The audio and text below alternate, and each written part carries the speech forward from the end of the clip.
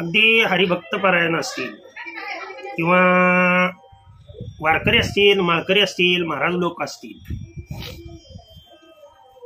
कोणी असाल तरी शेळी मेंढी पालनच करणार. तरुणांनो, हा मंत्र लक्षात ठेवा. याच्याने कोणतंही पाप लागत नाही. ऐका पुढे.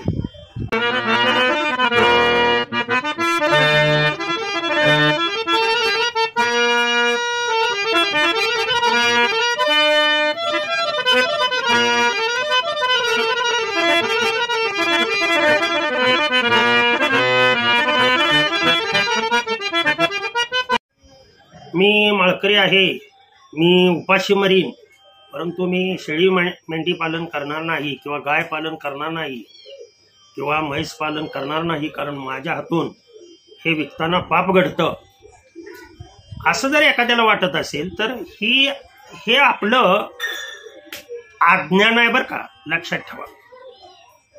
तुम्ही याचं त्याचं ऐकून जर हे कराल तर हे अज्ञान तुम्हाला, अज्ञानामुळं घडतं पाप आणि ज्ञानामुळं घडतं पुण्य. लक्षात ठेवा.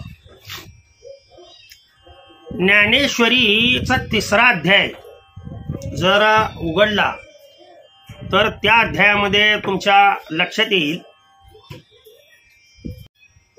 जोपर्यंत लक्षात ठेवा प्रकृतीचे अधिष्ठान आहे तोपर्यंत मी हे करणार नाही, मी ते कर्म करणार नाही, मी आमकं करणार नाही, तमकं करणार नाही, हे मूर्ख लोकांचं लक्षण आहे.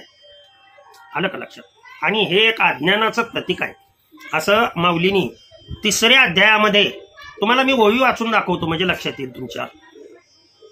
जव प्रकृतीचे अधिष्ठान तव सांडी मांडी हे अज्ञान, जे चेष्टा ते गुणाधीन आपसई असे.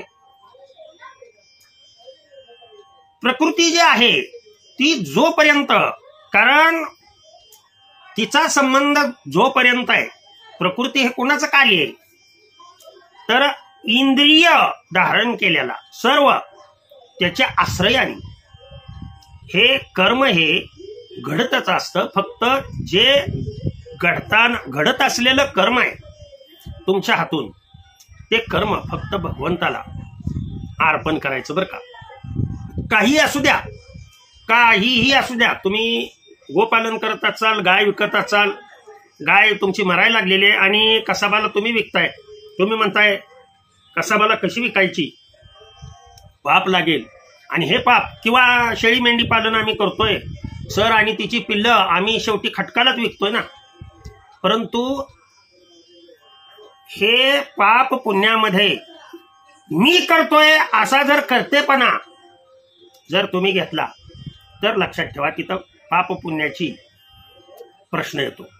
परंतु हे कर्तव्य कर्म करत असताना जर तुम्ही अभंग पहा सावता महाराजांचा काय, किंवा आपले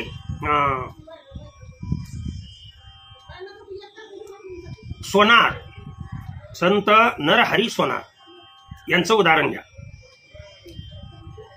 ते अभंग रचत असताना ते सरळ बोलतात, देवा तुझा मी सोनार, देवा तुझा मी सोनार, करी नामाचा व्यवहार,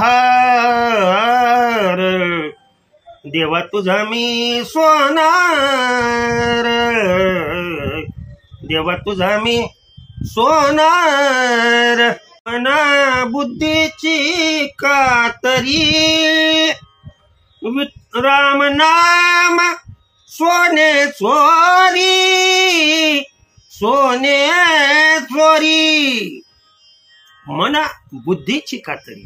लक्षात ठेवा.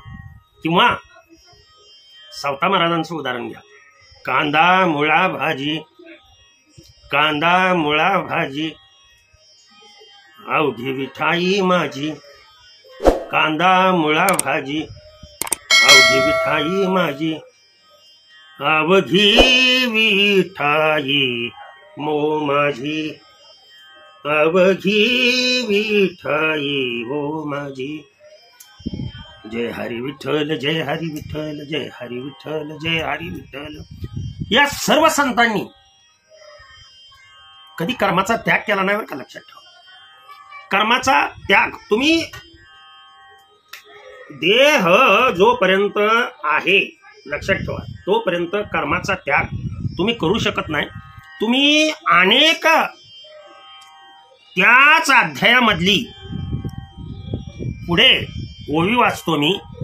मनोनी संगो जव प्रकृतीचा, तव वरी त्यागो न घडे कर्माचा.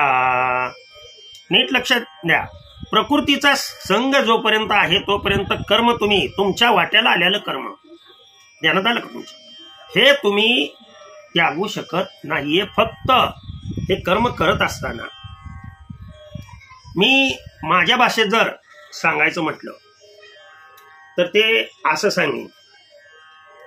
गाय शेळी मेंढी, गाय शेळी मेंढी अवघी झाली माझी पंढरी, अवघी झाली माझी पंढरी, अवघी झाली ओ पंढरी.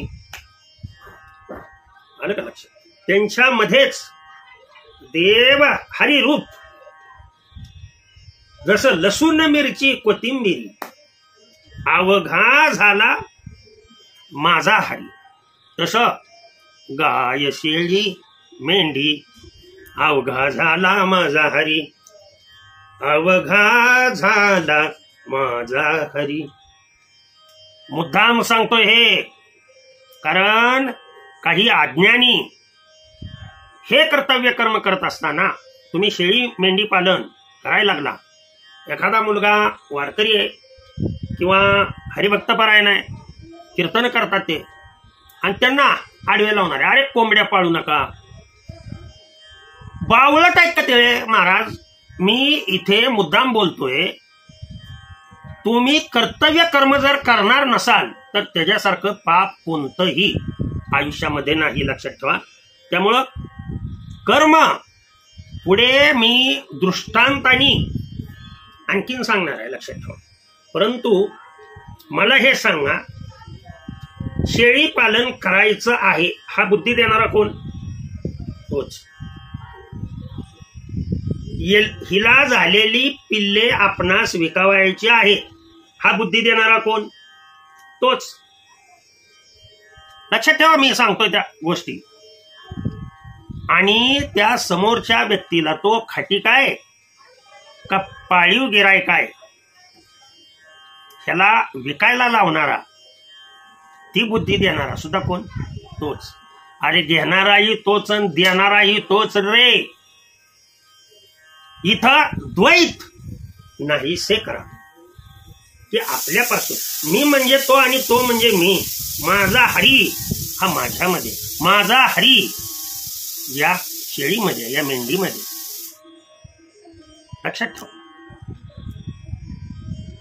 तो जर त्याच्यामध्ये असेल तर कर्तव्य कर्मानुसार उपजे ते नासे, नासियले पुनर्रूपी दिसे. मला हे सांगा, तुम्ही एवढा कर्माचा विचार करता, नीट लक्ष द्या मी काय म्हणतो. या शेळ्यांना मी दररोज अभंग ऐकवतो किंवा भजन ऐकवतो. ऐकायचं नाही म्हटलं तरी सुद्धा ते ऐकतात. म्हणजे चांगलं कर्म आहे का वाईट कर्म आहे तेवढं सांगा. उग आपल्या अज्ञानी वेडपटपणामुळं एखाद्याच्या पोटावरती मारू नका आणि त्याला वेगळा काहीतरी हमालीचा मार्ग सांगू नका. काय त्याच्या जीवनात तो यशस्वी झाला पाहिजे नाही अशी जोपर्यंत इच्छा तुमच्या अंतःकरणात राहत नाही तोपर्यंत दुसऱ्याला एखादं बर का कर्म, वाईट कर्म करायला सांगणारा सुद्धा महापापी असतो. मग तुम्हाला मी शेळी पालन करायला सांगतोय म्हणजे हा मी विचार केलेलाच असणार आहे ना. लक्षात येतंय का तुमच्या? मी काय सांगतोय ते पहा. अहो, माऊलींचा हरिपाठ काय कळला तुम्हाला? आसोनी संसारी जीवे वेगू करी.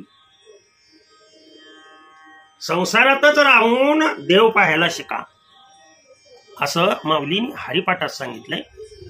याच्यावरती भरपूर बोलता येईल, परंतु जरी आपण यापैकी कोणी असाल, महाराज असो, गायनाचार्य असो किंवा कोणी असो, आता मी कीर्तन प्रवचन करतोच ना, मी पकवाज वादन करतोच ना, मी तबला वादन करतोच ना, हार्मोनियम मी वाजवतोच ना. भगवंताचं नाव येत नाही असा माझ्या आयुष्यामध्ये क्षण नाही. लक्षात ठेवा. आता मी हे व्हिडिओ करतोय म्हणजे नामस्मरण माझं चाललंय, आणि ते नामस्मरण इथून आहे. लक्षात ठेवा. तुम्हाला शेळीपालन का करायचं, मेंढीपालन, अहो आयुष्यामध्ये तेच करायचं. अहो फळ देणारा तो आहे हो, परंतु कर्म करावंच लागतं. फक्त फळाची अपेक्षा न ठेवता भगवंताला अर्पून जर कुठलंही कर्म तुम्ही हे कारण हे तर जगवलं पाहिजे. लक्षात येतं का तुमच्या? मी माझ्या परीनं सांगण्याचा भरपूर प्रयत्न केला. शेवटी कसं आहे, सत्य बोले माझी वाचा, आणि प्रूफ सह सांगितले तुम्हाला. कोणत्या संतांनी असं कधीही म्हणलेलं नाही. लक्षात आलं का तुमच्या? तुम्ही हत्या करताय का त्यांची? नाही हो. त्यांची हिंसा करताय का तुम्ही? नाही ना. मग हे शेळीपालन, मेंढीपालन, गाय पालन, म्हैस पालन किंवा कुक्कुटपालन असेल, उपजीविकेचं कोणतंही साधन असेल, मी उदाहरणं देऊन सांगितलं. अज्ञानी ज्यांना ज्ञान नाही त्यांचं न ऐकता लोक तुम्ही शेळीपालन केलं तरी नावं ठेवणार आहेत, पुन्हा बंद केलं तरी नावं ठेवणार आहेत, काहीच नाही केलं तरी सुद्धा नावं ठेवणार आहेत. फक्त योग्य काय ना अयोग्य काय काय ज्यांचा माझ्यावर परिपूर्ण विश्वास आहे त्यांनी नोकरीला भीक घालू नका, स्वतःच्या पायावर उभा राहा. शब्दाचा अर्थ घेऊ नका, स्वतःच्या पायावर उभा राहा हे म्हणण्याचा उद्देश सर्वांच्या लक्षात आलेला असेल. रामकृष्ण हरी, विठ्ठल केशव.